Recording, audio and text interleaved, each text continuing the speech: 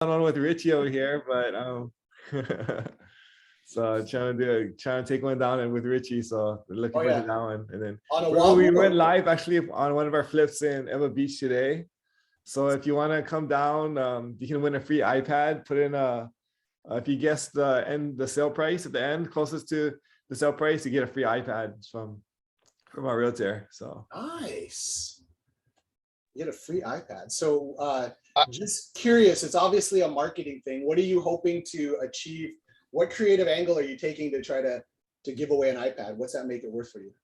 Well, I mean, it's my Realtor. It was his kind of like his idea of basically just get more eyes or more like feet in the door. Like you drive up like the perceived the demand, right? Like you know how you have like the lines out the nightclub, right? So it's just like the more people who kind of come through and the more like the buyers are willing to kind of like pay for or whatever. I mean, that's like the perceive, but this honestly he just wants to give away money, I think. So he's just feeling generous.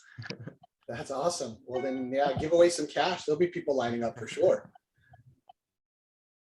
I got a deal, guys. I got a deal on Taco Bell. I'm flying over from Maui right now to Oahu to look at a property that one of my investor friends from LA is wholesaling to me.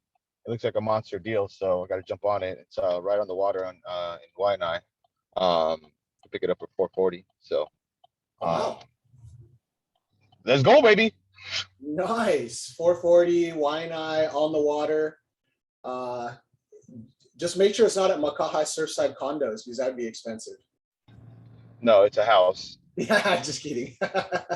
So it's a house in Makaha?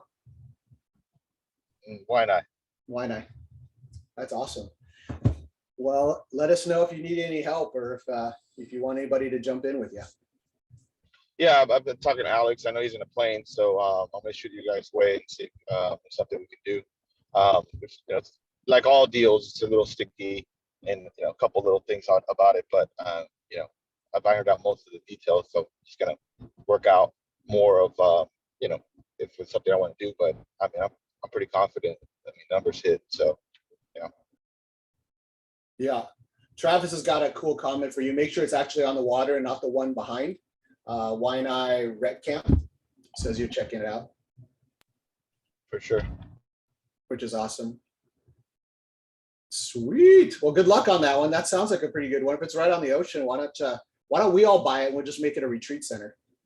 I'm not keeping it. I mean, Indar was like, dude, you gotta keep something like that. It'll go up in value. I'm like, okay. So first gotta acquire it, right? Yeah. Well, of course, when you're in Waianae, the traffic out there, it's like 5 days to get down to Waikiki. Well, good luck on that. Anybody else got a good deal? Anybody else doing a deal? Anybody need a deal?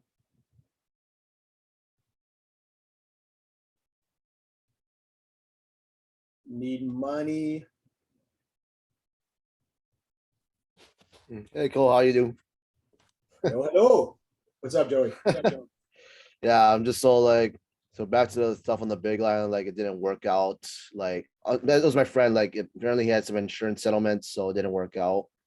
So right now this week I'm just working on cold calling in terms of like finding a script that works for me and finding a list. Right now I'm just got prop stream. I gotta figure out what's gonna help me get the list. So I'm pretty much stuck there now, but I'm still trying to promote myself social media.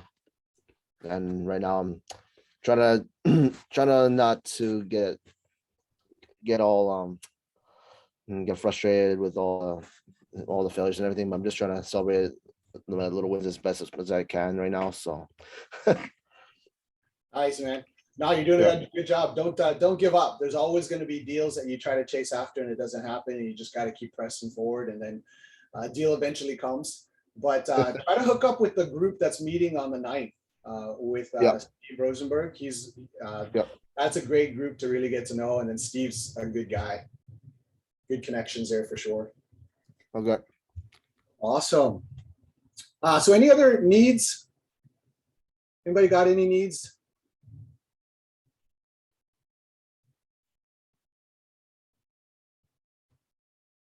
No other needs. Anybody got a deal that you're trying to place? Everybody wants a deal. So just a real quick conversation. So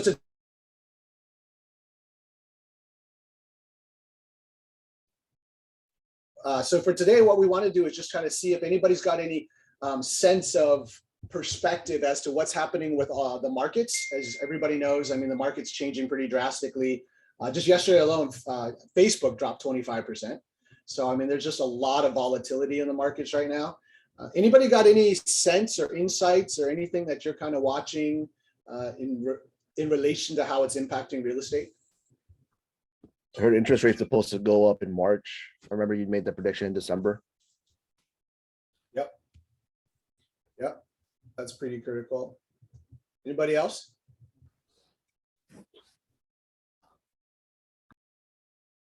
Nobody else watching news? Or everybody just doesn't know what to do at it?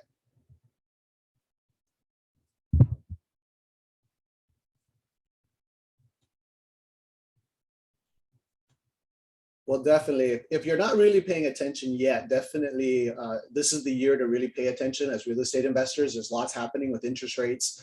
There's a lot happening with the stock market. There's a lot happening kind of all over the place. And so,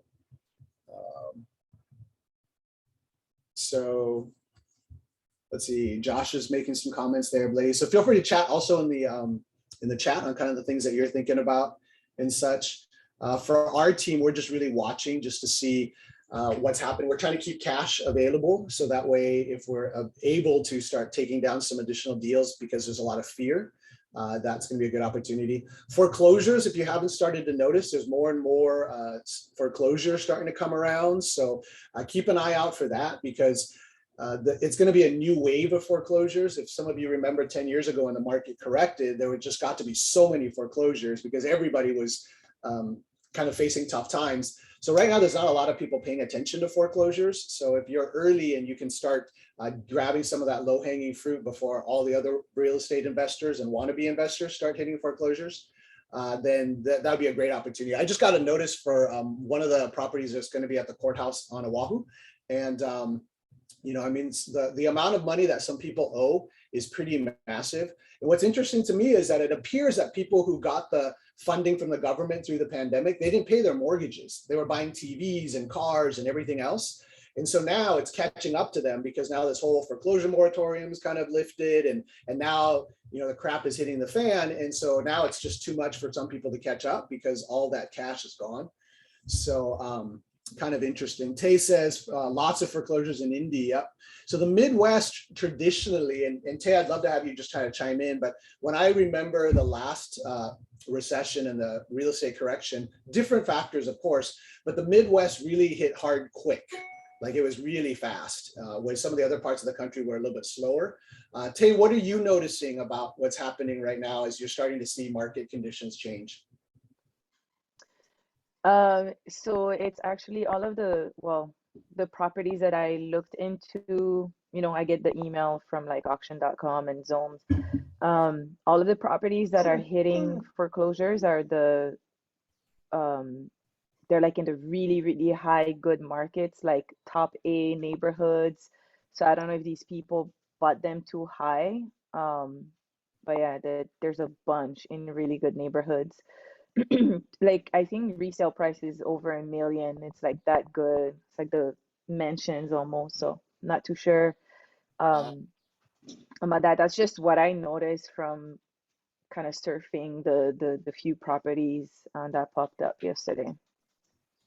Oh, $1 million in India. That buys you like half the state, doesn't it? It's in Carmel. So Oh, yeah. it's like the really, really nice area of Indianapolis. Yeah. Yeah. Yeah, it's interesting that I saw that this the other day. There's a shopping center plaza in Vegas that's going to go on the auction blocks in 4 weeks. It's like an AAA class shopping plaza, and it's the craziest thing that is going into foreclosure because you're just like, I mean, how does somebody with that kind of asset allow that to happen? But I think we're going to start seeing more and more of that. It's a little different condition than it was 10 years ago, where the people who went to foreclosure were the people who, you know, they were the lower end houses, if you will, or properties, but it is different. So Tay, that's a super good point that we can watch for. Anybody else, any comments relative to the market, what you're thinking about or what you're doing or anything you're noticing as strategies?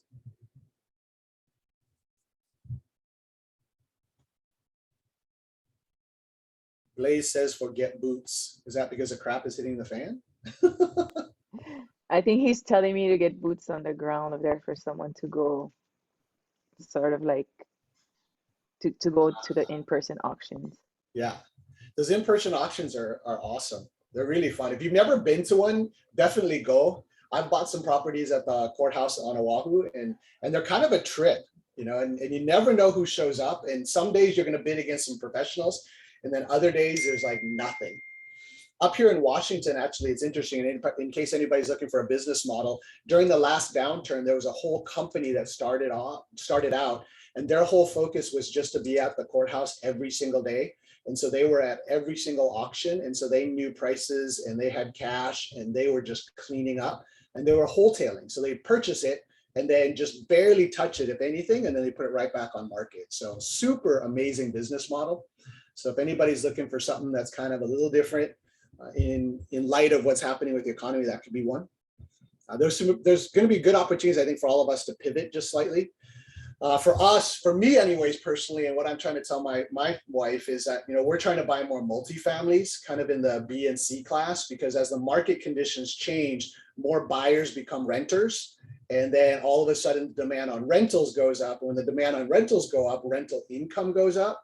And when you're the bottom of the rental market and you're charging, you know, $1,000 for a 2-bedroom, and that's nothing else is going to be cheaper than you, then all you have is to go up. So we're trying to buy those types of properties because throughout every single recession, those properties, those asset classes have done really, really well. So something to keep in mind if you're not buying anything that's kind of multifamily-ish in B and C class neighborhoods. Cool opportunity. Anybody else want to chime in on anything there? Yeah, Kekoa, can you tell us how we can find the auctions? I've tried finding them online before and I didn't have a lot of luck. I know there's different islands, and like, is there one central place, or like, where do you go? Yeah, Tay, where do you go? You said you got a couple of auction sites. Oh, there she goes. Yeah, so those two, I think it's auction or auctions.com and then Zoom. Those are my go-to right now. But those are usually they're only aware of auctions coming up if somehow the lender works with them, because at least here on Maui we still have in-person auctions that don't hit these websites at all, and it's in the newspaper. I don't buy newspaper. I've never seen it. It's all of my investor friends that tell me like, hey, this is coming up. They just take a picture of whatever they find in a newspaper. But to me, this is easy because, you know, it comes to you, or you just go to like one place and then look in your state and maybe your zip code or your area. But I know for a fact, like my friends, they get the really good deals in the newspaper because not a lot of people go hunting there anymore, you know. But I really don't know how the newspaper thing works. What section in a newspaper? I have no idea. So the newspapers is, if anybody, I think there's probably some people on this call who've never actually seen a physical newspaper. But yeah, there was back in the day, actually news came on newspapers, not on our phones, which was kind of crazy. My son is tripping out over stuff like that. He's just like, really? That's people like delivered paper to your house? It's like, yeah, it was crazy. But so the auction system is so archaic that the posting of notices truly is still on a newspaper as opposed to a website or pushing it out via notification. So buy a newspaper. On Oahu especially, it's in the classified section. It just lists right there the foreclosure. It lists your name. So what's embarrassing on, you know, in Hawaii and other states is like, you're like, oh, I know that guy. Oh, he's getting foreclosed on. Like, it's public information, you know. It gives you the date. It gives you where exactly on the courthouse steps it's going to be at. The nice thing is it usually gives you enough notice that you can drive by. Very few times do they actually have a post that says there's going to be an open house or an ability to go inspect it, but usually it's sight unseen. I bought one on auction in Kapolei Kai, and it was a 4-bedroom, 3-bath. And it was a great location, and that's all I cared about. Never could see the inside, drove by it, and the outside looked kind of shady and deferred maintenance for sure. So I went to the auction, and I brought 3 checks because you have to bring cash and you have to put 10% of the amount that's won. So I brought 3 checks in case I had to keep going up. And I was bidding against a guy, and you just get into the motion, and all of a sudden you just bid. And then at the very end, he stopped bidding, and then I won. So I got a 4-bedroom Kapolei Kai house for 371, I think it was. Then you have to go through this whole process to close and get the keys. But then you get the keys, and I mean, it's like Christmas morning, but a Christmas nightmare, because you open the door and then all of a sudden you discover that you just literally bought the worst piece of crap you've ever seen in your life. And there are smells that you just can never get out of your nose. And then you wonder to yourself how people ever lived in those conditions, kind of thing. And then on top of that, then you go, I wonder why people damage the house so bad when they're vacating it from, foreclosure, because I mean, they trash them. They pour cement in toilets. I mean, you name it, like there's just stuff that happens. And so it is an awesome adventure, but I mean, we flipped it and made a bunch of money. So, I mean, if you can go through the process, is great. To answer your question, newspaper is awesome. Anybody else besides newspaper, auction.com, Zome, any other sources?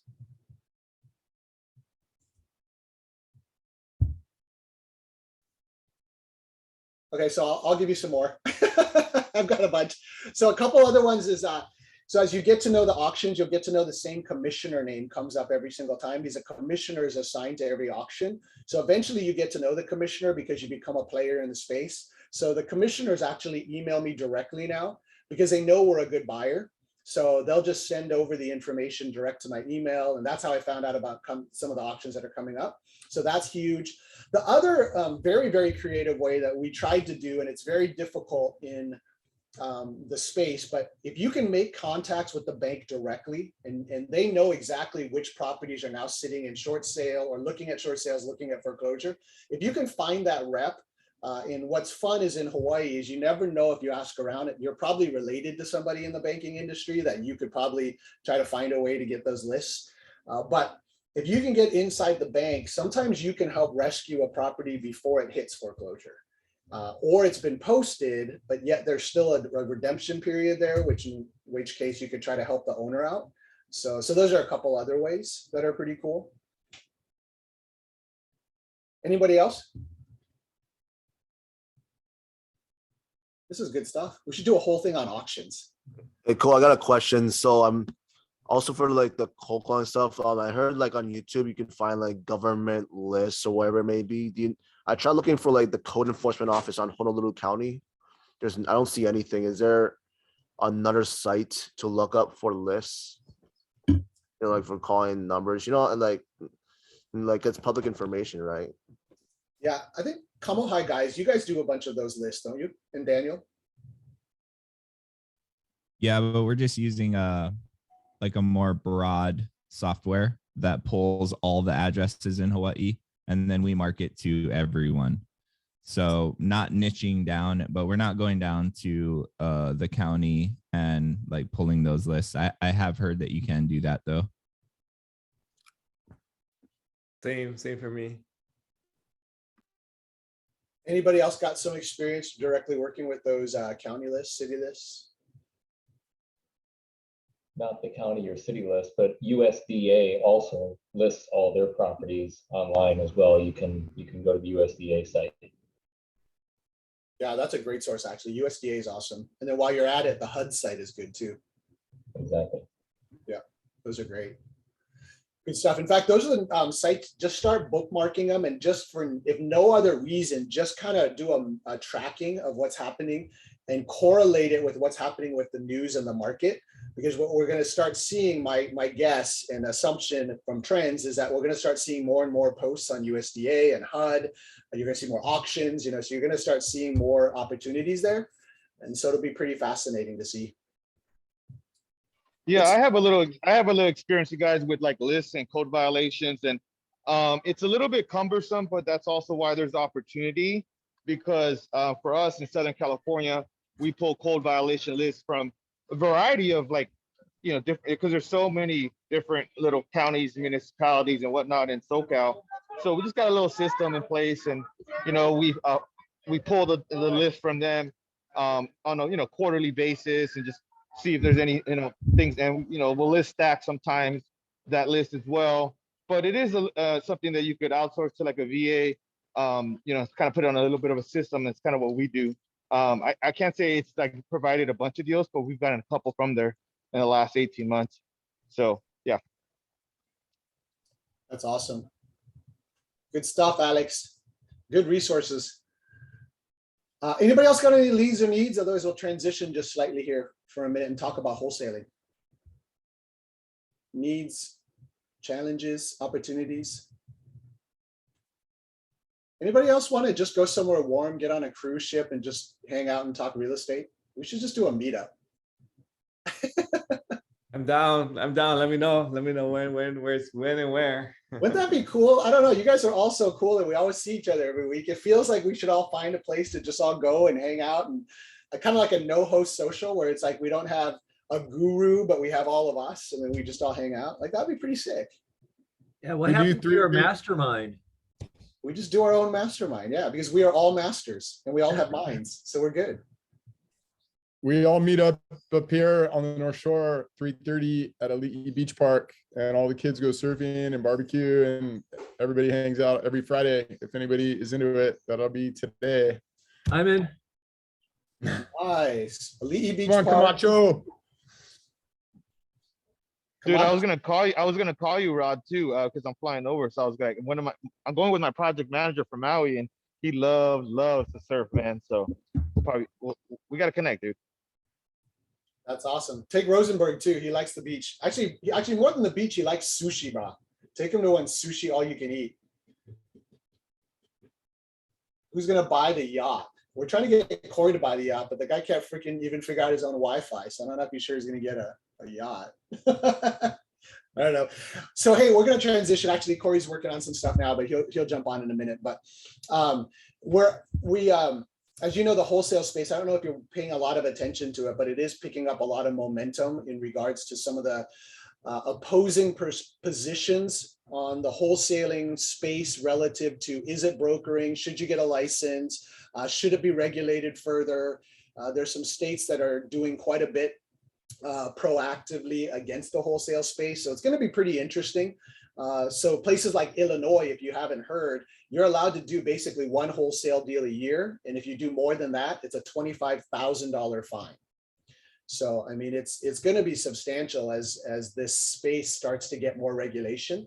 And so recently, we did an interview with Jerry Norton, thanks to all of your input as to who are some of the people in the space.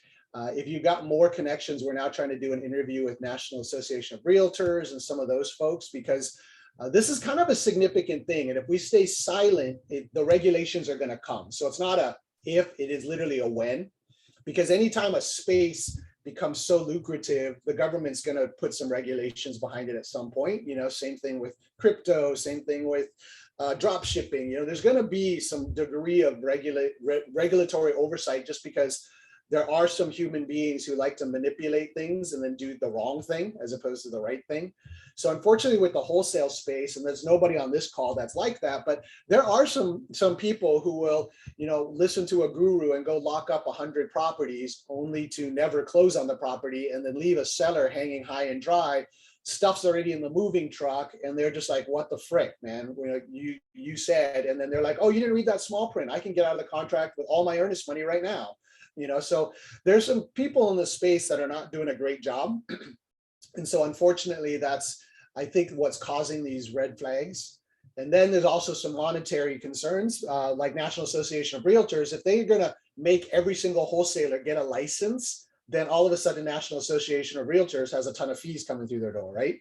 So there's a lot of different interesting positions on this topic. So what we wanted to do, and I think some of you will find it really engaging and some of you will not, but I'm hoping that we'll stay engaged to the degree of the fact that we have a group here of anywhere from 50 to 100 of us that are networked together that could do some pretty important lobbying is probably a strong word, but we could probably be a force to communicate in this space as to what we feel is the best practices as to what regulations would be good and what regulations would actually hinder us.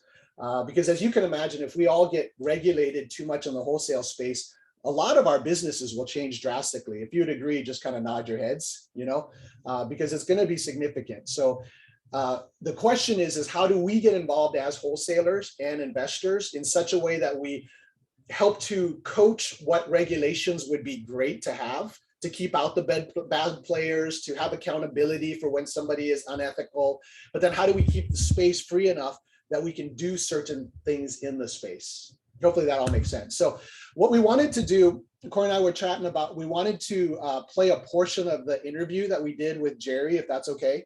And then in the chat, kind of carry that conversation on, because we feel strongly enough that we have an opportunity as a group here to really form a position together and then be a voice to say, hey, here's some things that we think are really important and here's what we support.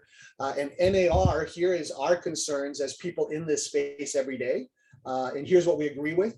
So I think if we're a positive communication source to NAR and to those who are trying to regulate and do away with wholesaling, we may be able to come across well received and then maybe even come up with some good win-win solutions. Sound cool? So we're gonna, if you want to put your chat on, that will communicate through the chat. And then what Sheena's going to do is she's going to play, and this I don't know, now you're just seeing a really ugly picture of me. So we're going to play the interview, and it's like actually a fairly long interview. So we're going to stop it about halfway through, and then if everyone has a desire to want to watch the rest of it, we could send you the link, or we could do it next week. But we really feel like there's an opportunity here to team together. So I'm just going to let Sheena roll the video and then just communicate through the chat. We can talk and dialogue. And if you got ideas, that's awesome. And then we'll just kind of roll from there. And then we'll wrap up just slightly after the hour. So Sheena, go for it. Aloha, everybody. Glad everybody's jumping in and listening in today. It's going to be fun. We're Jason and I are friends from the National Private Lenders Association. And for those of you who don't know, the NPLA is an association of private lenders across America. We have a large group of the best leading private lenders in the country who get together to collaborate, work on legislative issues, work on best practices. So a really dynamic organization and association. And Jason and I are founding members of that group. And today we have an opportunity to interview Jerry Norton. And Jerry is a very active wholesaler, fix and flipper, coach, a real estate guru, a lender, also been in private lending, also has taken out a lot of private loans for his fix and flips. He's also a licensed real estate agent, originally from Michigan. So right now, obviously, with his background, he's not in Michigan. Jerry, where are you? It looks gorgeously sunny there. Yeah, Puerto Rico. I've been in Puerto Rico for about 9 months now. But yeah, living in Puerto Rico now. Living the dream, from Michigan and frozen sidewalks to frozen slushies is all you get now. That's right. Yeah, don't miss the cold very much, for sure. Jerry's a family guy. He's got only 10 children. And presumably a wife, at least one wife? Just one, yeah. That's awesome. Well, Jerry, thanks for jumping on today. Jason, any opening remarks? No, I think you're doing great, Kekoa. Thanks for being here with us, Jerry. And I think I see your little ones behind you. Yeah, I think so. Oh yeah, there's one of them. There's one of 10. Do you actually know their names, or do you actually run down all the names when you're trying to yell at them? I get their names wrong every single time. Every time. That is awesome. But yeah, as long as you get your wife's name right, because if you get her name wrong, then there's major issues. The kids are There's real problems. Yeah, that's right. Yeah, they're also taking off in your golf cart there behind you. So just so there they go. Yeah, they're taking off, man.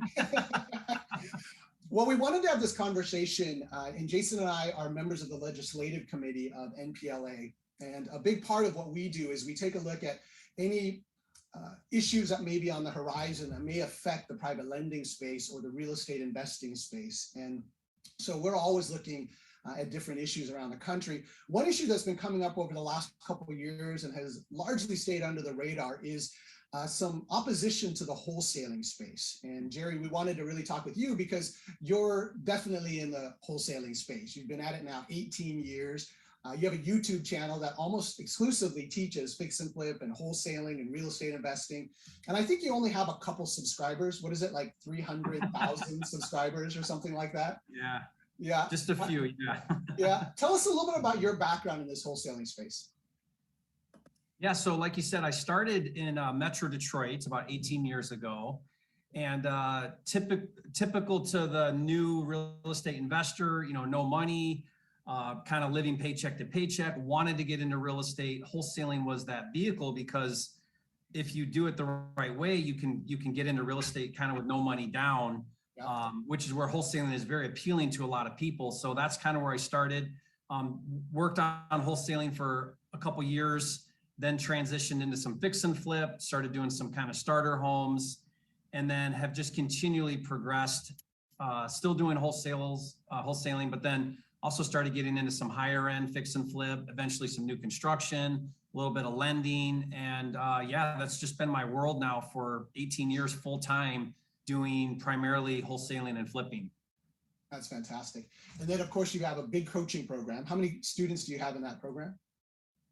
Oh, good question. I don't know. We've got a few different programs we have a finder fee program where people can find and bring deals to me. We also have a one-on-one coaching program. It's a year long. It's really amazing. People work with one of my coaches one-on-one for a while. You get software included. You come out and hang out with me for a couple days in Puerto Rico. It's not just wholesaling. It's also fix and flip and new construction is what we teach in that. The idea behind that program is how to take it from like a technique or strategy into a full-blown 6 and even 7-figure business. So all of the mechanics of building a team and really how to kind of do that as a full-time business, not just like a onesie, twosie or hobby type of thing. That's awesome. Well, you had me at hanging out in Puerto Rico, so I'm going to sign up for the program. We can hang out in Puerto Rico, man. Let's do it. That sounds fantastic. Well, and so on top of wholesaling and real estate, fix and flipping, you're actually also a licensed realtor. You actually own a brokerage. Tell us a little bit about that as your background. Yeah. So back when I started, there really wasn't a good way to get access to information other than the MLS. So I got my license as a new wholesaler so that I could get MLS was the primary reason. I didn't really participate as a real estate agent, like, listings and showings and being a buyer's agent. So I kept that license active. And then about 5-6 years after getting my license, I went ahead and got my broker's license, just so that I didn't have to answer to anybody. I could kind of do my own thing. I've kept that active since then, have a small boutique brokerage in Michigan. I think we have 10 or 12 agents in the brokerage. I've got another, partner that kind of runs the day-to-day operations, but that whole real estate licensure and licensing has always been a big part of my world. I understand it really well as a licensed agent. And what's great about it is it gives me a really good perspective from the agent model and also the investor / wholesaler flipper model. So I'm able to kind of see things from both angles, which has been really helpful for me in my career. Absolutely. And what's unique is I'm also licensed as a broker and a real estate agent, but then also have done a lot of fix and flip and wholesaling. And there's not too many of us that have kind of both, so it's a little bit of an ADHD schizophrenic model. At the same time, it does a great blend. One day we'll get Jason to do the same, but he's way too rational. And he understands his lane, so it's great. But I think the balance of those two, between a licensed agent and then also being an investor, has given you a unique position in this particular space called wholesaling. And the challenge that's coming up on the horizon, it's been kind of brewing over the last couple of years, is that there are some agents, maybe even some advocacy groups, and maybe even the National Association of Realtors that are proclaiming that there's this space called wholesaling that should be in some ways either eliminated or regulated or minimized or changed. And so lots of different conversations happening there. And we wanted to have this conversation with you, Jerry, just because you understand the space really well. You're really a guru in the space, if you will. Jason and I are hungry to kind of understand some of the issues. so that we can help educate some of those in our network, our association, and our circle of influence as well. And so let's start off with just the question of wholesaling. So that's the space that we're talking about. What is the definition of wholesaling, and how does that break down? Yeah, so there's two ways to think about wholesaling. One from a more of a 30,000 foot looking down. What is wholesaling? Well, wholesalers, what they primarily do is they focus on distressed real estate, and their job is to do marketing, get in front of these private sellers, mostly off market, and then source and find those deals. And then by getting those deals, they then bring those to a segment of the market that's looking to invest, either fix and flip or buy and hold primarily. And those type of investors, fix and flippers and buy and hold investors, the thing they hate to do the most is find deals because they realize it's a lot of work, it's a lot of marketing, it's making a lot of offers, talking to a lot of sellers. They just want to do their thing, right? Just like private lending. You don't want to go find the deals, you want to lend on the deals. Fix and flippers and buy and hold investors very much operate the same way. So this wholesaler brings this element into the investing circle that is critical, absolutely critical, because without the wholesaler, you really jeopardize fix and flippers and buy and hold investors being able to get inventory for their business model. So that's kind of the broad picture, but more from a technical point of view, if you look at the technicality of what wholesaling is, it's creating equitable interest in a property. So a wholesaler, unlike an agent, a wholesaler actually contracts to buy the home. They're now a principal in the contract. And then by creating that principal in a contract, by being the buyer on the contract, they've created what's called equitable interest or an asset, right? That contract is now an asset. And then what the wholesaler does is he assigns his rights to the contract to that cash buyer, flipper, or buy and hold investor. And that transaction from, I start out as a buyer on the contract, I do an assignment to a cash buyer. The cash buyer is now introduced into the transaction as a principal because they end up becoming the ultimate buyer. And that wholesaler is in the middle there. Because of their equitable interest in the original contract, they also remain a principal. And that's how wholesaling has been looked at forever. But the issue is now a lot of legislation is looking at that assignment transaction, that technique as brokering. And so it's always been a little bit of a gray area because where's the wholesaler? He's a principal, but he's not a principal. Is he a principal? What's his role in the transaction? And so where we introduce this gray area is the question arises, is that wholesaler brokering between seller and cash buyer? And if that argument wins out that it is brokering, then every single law in every single state says that if you're brokering, which is not a principal, which is participating and getting paid in a transaction as a non-principal, that's brokering, and that requires being licensed. And the reason why it requires licensure or licensing is to protect the public, right? That's why a real estate agent has to be licensed, because if they're getting compensated, then the public needs to be protected from their potentially harmful actions. Like if they give advice that's wrong, or they tell someone to do this or do that, it could potentially be harmful to a buyer or seller. Therefore, they need licensed and trained and monitored and regulated and all of that to make sure that they're not harming the public. So I hope that kind of gives and I was kind of long-winded there, but I hope that kind of helps see what wholesaling is. Oh, that's perfect. And so maybe to go a little bit farther then, so wholesaling in the context of where the concern is really this assignment that happens between a wholesaler and the end buyer. Because wholesaling in a broader spectrum could be a double close. So I've purchased properties where I've talked to the seller and I was like, hey, this is a great deal and I'll close it in 5 days. And then on day 6, I'm reselling it. So really, I'm not touching the property. I've owned it for 24 hours and I've made a profit by reselling. So that's a double. So I'm glad you brought that up, because you're right. Wholesaling in a broad perspective, in my definition of wholesaling, is when you flip a property or a contract without doing any improvements. That's good. Right? So you could do it, to me, there's really 3 different ways. You could do the assignment, which we just talked about. You could double close, which now you actually perform on the original contract and then just resell. Yeah.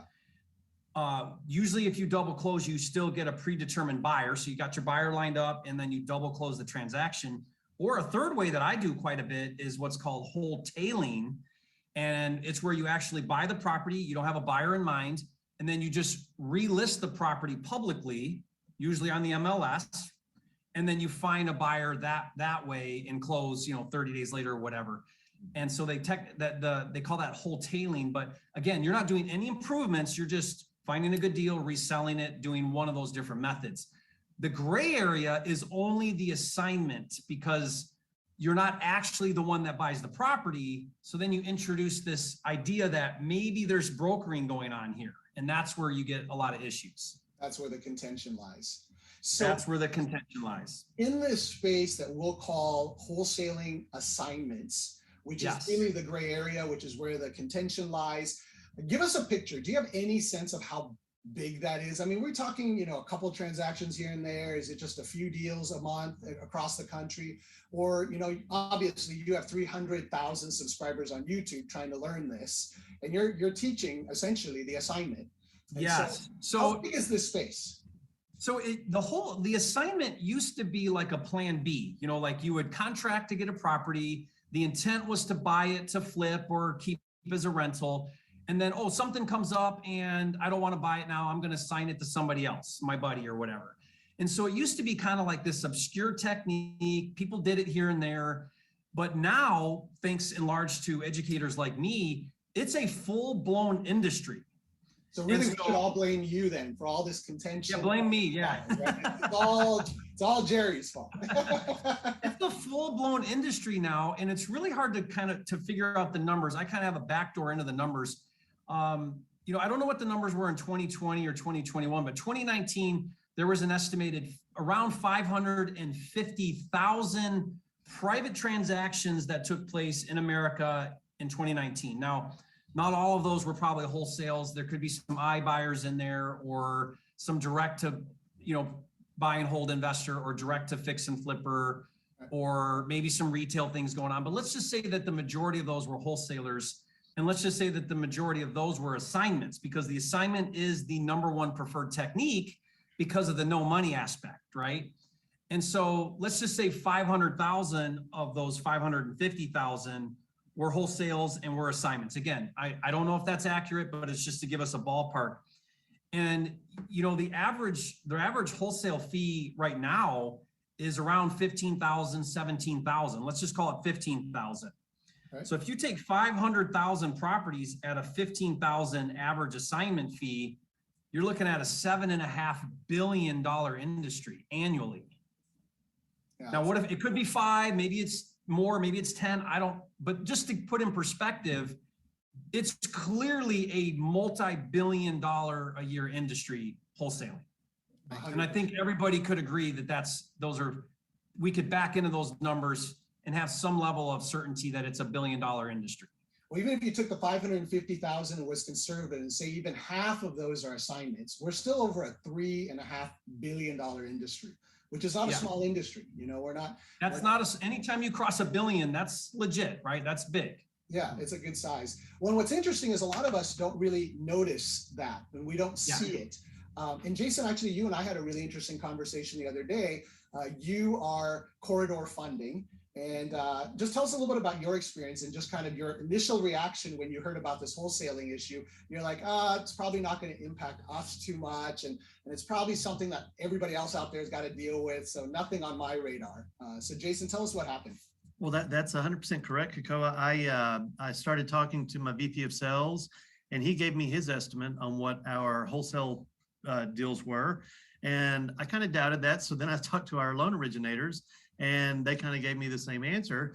So then I went to my third source, which is my underwriting company, Corridor Outsourcing, and they gave me a very precise number. So we did last year, when I say last year, 2021, about 76% in wholesale deals. And we've seen that number climb, as you've described, Jerry, from 2015. Every year it's increased. And I would say in 18, 19, 20, and certainly 21, it has really grown.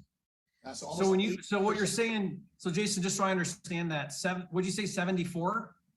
Somewhere between 74 and 76% are our wholesale deals last year. So you funded an investor who got that, whose 74% of the deals you funded were brought from a wholesaler. From wholesalers, that's right. Everybody wants to do what they're efficient at and what they do well. And as you alluded to, the wholesalers become experts at finding off-market properties.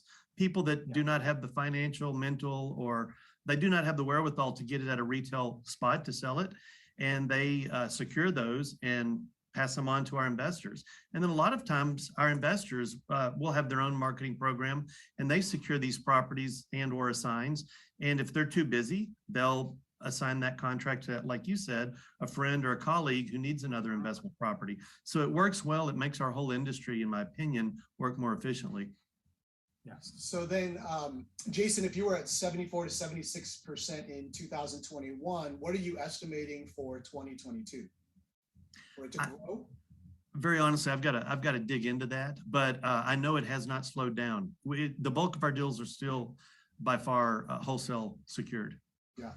Yeah, interesting. We have a hard money private lending company based out of Honolulu. And when we take a look at our relationships and our network, a large majority of ours as well are through wholesalers or investors who aren't full-time wholesalers, but yet they do find a deal and they're not capable of doing it themselves, or they don't have the capacity or the time at that moment. And then they assign it out. That moment they assign, they become a wholesale assigner, right? And so then suddenly— Yeah, you know, if you really think about too, like what that wholesaler is doing, you know, these are distressed properties. These are sellers, like you guys mentioned, that don't have the funds or the wherewithal to fix those properties up. These are properties often that agents can't really help too much because of the distress situation that they're in. And really though, what the wholesaler is providing for that seller and then also for the cash buyers is its potential equity. You know, most of the time, the wholesaler is securing that property at about what its current value is, because it's in such disrepair that what is the value of that property? Well, the value is the opportunity to do some sort of improvement, to then rent it or flip it. That's the value, is the potential that it has, not really where it's at. Where the value that it's at currently is very low because it doesn't have much use at its current state because it's in such disrepair. And so there's this idea out there, and we'll talk about it a little bit later maybe, that that wholesalers take advantage of sellers, or maybe they're stealing equity. And it's just a misbelief, and it's wrong in the sense that that property doesn't really have any value right now, right? Only what it can potentially become. And what the wholesaler is providing that seller, unlike anything else, is convenience. And that seller is really looking for that convenience. Convenience in it's all cash, convenience in close quickly, convenience in as is, convenience in paying the closing fees. It's providing a massive solution to a seller to get rid of this unwanted property that's causing them pain and stress in their life. And so that wholesaler is providing tremendous value to seller and to that investor, who then is going to do some sort of improvement, fix up the neighborhoods, provide affordable housing, provide retail properties that buyers want. And the whole industry turns and it works because of that very beginning start with the wholesaler, by and large. 100%. And it's a big space of wholesalers, you know, like as we're talking about, there's a lot of wholesalers out there doing that. And it's because, and it's growing over the years because of the fact that, just like you said, Jerry, I think there's a value that wholesalers bring to the marketplace, and especially to a segment of homeowners or property owners, commercial property owners, who need that as a benefit, is to work with a wholesaler instead of listing a property and having open houses and exposure and going through that timeline.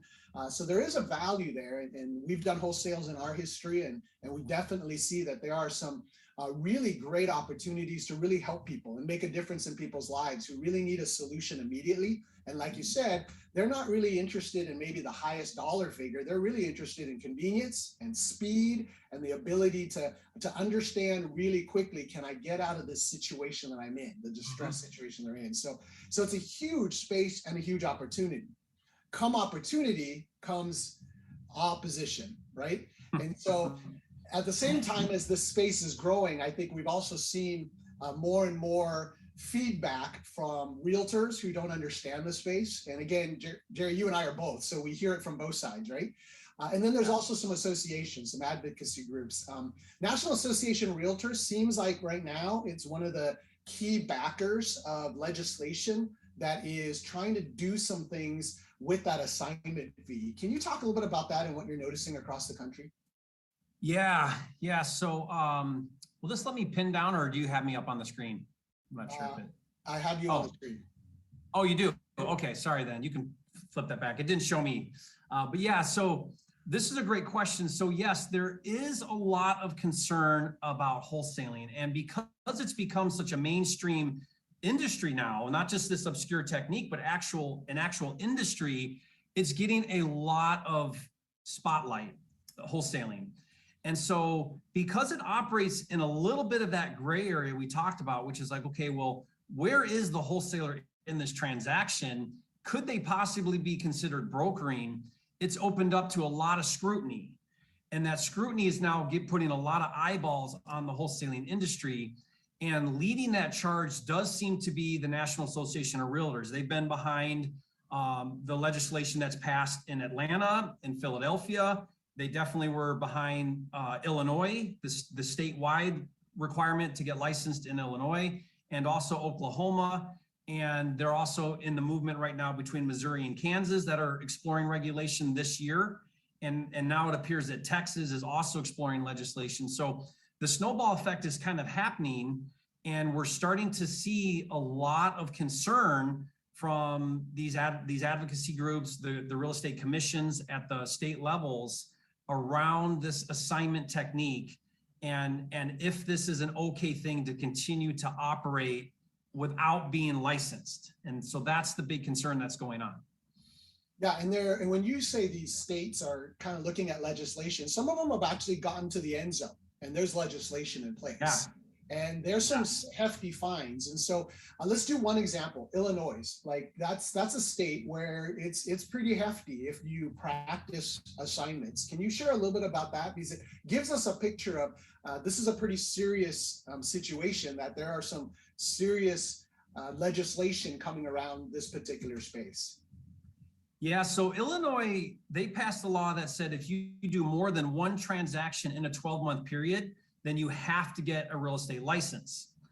And what you just mentioned there is the fines. So your first offense is a $25,000 fine, which is very significant. I mean, that's huge. A lot of other states have may have similar fines for a non-licensed commission, is what it's called when you receive a commission that was not under a license. It's more like $2,500. This is $25,000 in the state of Illinois. So a very big deal. It's huge, especially if the average assignment fee is say $15,000 to $17,500. That'll set you in the negative really quick. And yeah. So that's just one. Any other states that you're monitoring right now? Well, the other big one that passed last year was Oklahoma. So Oklahoma, in fact, the title of the bill they passed is called the Wholesaler Predatory Act. Like they put predatory and wholesaler in the name of the law. Yeah. And that one's very specific. What they said is it's not so much that you go and you contract with a seller. We're fine with that. It's how you market your contract. Mm-hmm. So all laws pretty much say you cannot market a property you do not own. That's brokering. But what wholesalers are supposed to do is they're supposed to market a contract for sale, not a property for sale, because technically you're not selling the property, you're selling your contract. So that's the right way to do that. But Oklahoma came out and they said, if you cannot publicly market a contract for sale, that is considered brokering, and you must have a real estate license to do that. So for example, let's say you're a wholesaler, you go secure a deal with a seller, and you're like, well, I want to wholesale my contract, or I want to flip my contract to a cash buyer. I'm going to post that on a public Facebook group of investors. You're now breaking the law because you're publicly marketing a contract. And so Oklahoma says you got to have a license to do that. So they've taken the wholesaling technique of an assignment and said, we now changed our laws in the state of Oklahoma we are considering that brokering, and brokering requires a license. Yeah. So when you understand brokering and why wholesaling could be considered brokering, it makes a lot of sense. hypothetically makes sense, right? Like, okay, well, if the state says that the assignment is actually brokering, then the natural consequence of that being the new law or the way that it's being looked at is, of course, licensing. So then now you introduce this whole other world of like, okay, well, now wholesalers need to be licensed. They're going to follow underneath all of the rules of what it means to be a licensed agent, as far as disclosure and paperwork and all of the different things operating under a broker. That broker is now responsible for your actions. There's this whole nother world that it kind of opens up. That's uncharted territory because this is fairly new that's happening. Absolutely. Well, let's just go there for a minute. You said that obviously the contention is that the actions of a wholesaler via an assignment or marketing a contract is brokering. In your perspective, is it not brokering? Well, it depends on where you sit on what an assignment is. So I believe an assignment is equitable interest in a contract, right? So if you believe that you have equitable interest in a contract, then you're a principal, and a principal does not need a brokering license because you're a principal. Right. So where do you fall? If you believe that it's brokering, then you're going to fall into that. You need to have a license camp. If you believe that you're a principal in the transaction, then your position is you don't need a license. But there's some other things going on here that we really need to be aware of. It's not just the brokering aspect, but wholesalers are doing other things that are really catching the attention now of consumer protection agencies. So consumer protection agencies are looking at totally different issues than maybe the real estate commission is looking at under licensing. And so there's two things going on here. There's licensing under the brokering aspect, but then there's also the consumer protection agencies that have some real concerns about how wholesalers are interacting with sellers and buyers too. Absolutely. Yeah, absolutely. Two kind of camps, right? Or two buckets that we can have a conversation of. Let's talk for just a minute, a little bit farther in this brokering and this licensing side. It sounds like you said earlier, NAR, National Association of Realtors, are really kind of the proponents and supporters of this. Obviously there's some benefit, right? If everybody who wholesales gets a license, there's a lot of dues that NAR is going to make as a result of that. So, oh, sure. If we look at just the money side of it, NAR understands that wholesaling is a multi-billion-dollar industry. And right now, wholesalers are keeping 100% of their assignment fees, right? So if they fall under licensing, they also fall under the broker agent model. And the broker agent model means that a broker gets compensated for its agent's transactions. So what it would do is it would introduce money now coming back through the broker. It would introduce wholesalers now probably joining NAR, paying dues, paying the state's licensing fees. So what happens is the states and NAR now start to get a piece of the wholesaler industry, whereas up until now, they're not, other than the states that have already passed legislation, but they're not getting a piece of that industry. And by more and more states doing licensing, you're now bringing in some of that income under their umbrella. Absolutely. Well, NAR has 1.5 million members right now. It's been around 120 plus years. They've been, they're a big beast. They're a big association. They're the #1 lobbying group in America. They bring in $260 million a year in annual dues from its 1.5 million members. Yeah. And they got other funds and other things they do. That's just membership dues. Yeah. So NAR is extremely powerful. Yeah. And NAR as a trade group, I mean, you're part of a trade group. We've just started a wholesaler trade group. You got to respect NAR in the regard that they look out for their members and they fight for their members, right? And they do a lot for real estate agents in regards to protecting what they believe is in the best interest of their members. Yeah, absolutely. They're really trying to protect the best interest of the members and buyers and sellers. Really that's their heartbeat, is to really regulate the industry of real estate transactions. And by and large, they're doing a great job. I'm a member, and I think, Jerry, you're a member of NAR as well. So I think that there's huge respect to what they do and what they stand for and their code of ethics and their governance. And I think their hearts are good. And I think the challenge is that they're seeing this gray area. And let's just talk about this gray area for a minute, because obviously there's always somebody who spoils the party for everybody. And there's, you know, we've all been to the college parties and we're like, dude, you shut down the party. Like, why'd you have to do that? And so, and the same thing with the wholesalers, there's some really good people and there's some bad wholesalers. And I just wonder. All right, we're going to cut off right here at the 32-minute mark. So thanks for listening in. Any initial feedback for this part? And then we can see if we want to watch it gets better from here in terms of some of the content that Jerry provides. But Roderick, just give us a little bit of feedback, what you're hearing so far and what your thoughts are. I mean, yeah, it's powerful. I'm a member of NAR as well, and they have the money, they got the power. I mean, it is what it is. We need to make sure that if it want, you know, you guys want to keep wholesaling, that you align with their vision. And unfortunately, it's probably going to end up being some type of certification or something. I mean, I've been in school my whole life with electrical work and now real estate stuff. And I mean, I don't know. It's hard. I see both sides. Yeah, that's good. Aiden, as a student of Jerry's, just kind of listening to all his videos and stuff like that, I'm sure you're paying attention to all his, I mean, he's probably put out over a couple dozen videos on this wholesaling space recently. Any thoughts from your perspective of kind of being a follower of the man? Yeah, I mean, so much value in that interview. Seriously, I was just soaking that in. I haven't seen most of his recent videos.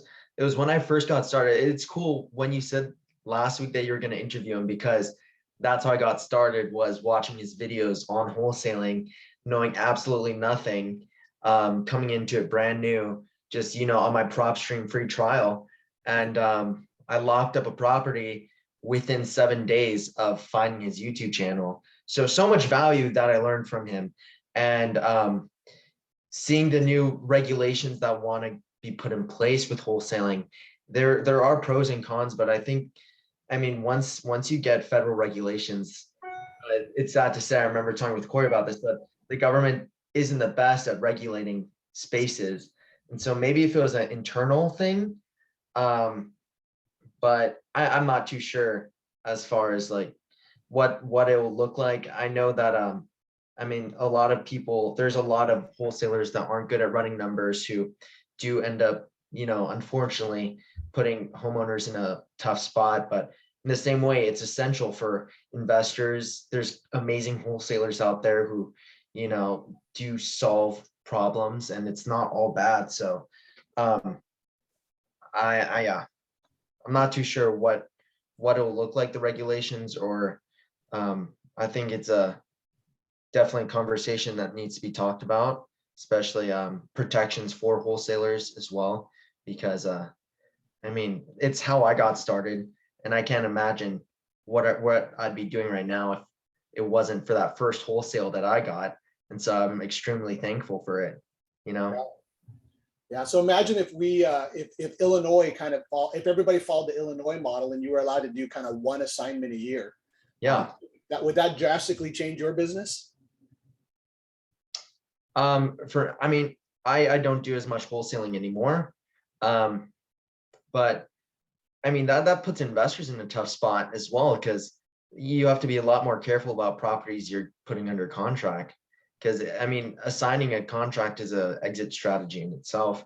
If you realize like, oh, it's maybe a little too tight, I want to assign it over to an investor friend. If you can't do that anymore, then I mean, you're going to be a lot more conservative. Yeah, 100%. This is good. Any feedback? Should we just send the link out, or do you folks want us to play the second half of it next week and then we'll have some more dialogue around it? Yes, play the second half next week, please. One vote. Sounds good. Roderick's heading to Puerto Rico. Oh, you rich enough to live in Puerto Rico, Rob? Yeah, I was listening to Jerry a while ago, and I was like, oh, I had no idea. So I looked up all the surf spots, and there's a bunch of them over there. So we're going over there for my 50th birthday. Getting old, brah. That's awesome. That's awesome.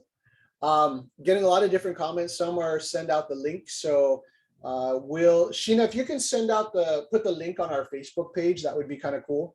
And then What we may do next week is play maybe a portion of the second half and then do some brainstorming on what we may want to do, because we have a pretty strong group of us as well. And I think what Jerry's discovered with his group is he has 300,000 subscribers on YouTube, but he doesn't have a movement. Like, it's hard to mobilize people. And so what he's trying to figure out is, how does he get leadership? How does he get people who can actually be movers and shakers and not just followers? So I think his 300K are a lot of followers. They're just like, yeah, we'll sign up for whatever you want, but he's got to be the voice. And I think our group here are pretty high qualified real estate investors. So we could probably be a very intelligent and prudent voice that will strike a balance between regulations and then yet opportunity. So we'll look at doing something like that next week and see how that goes. But for now, anybody got any final thoughts? We went just a little bit long, but this is always great conversation. Any final thoughts, comments? Anybody have any other final needs?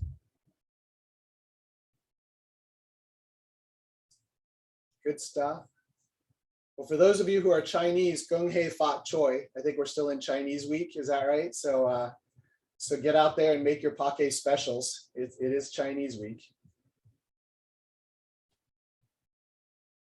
Awesome. Well, we never did get to see Corey much, so that's all right. I'm sure he says Happy New Year's to all of you as well.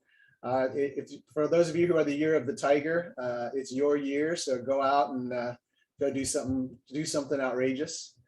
Oh, Corey, Choi. Show up with the last. I'm watching Layla's baby. Nice. Kaylani. That's awesome. Oh, here she go. All right, everybody. Well, for those of you I got to jump off, take care. Happy New Year's to you. Thanks for joining us again on a great Friday. Great conversation. Best to all of what you're doing out there, to all of you. And if we can ever be a resource or a help, just let us know. Have a great week, everybody. Lord. Good day. That was a great interview, Kekoa. Roderick. That was awesome.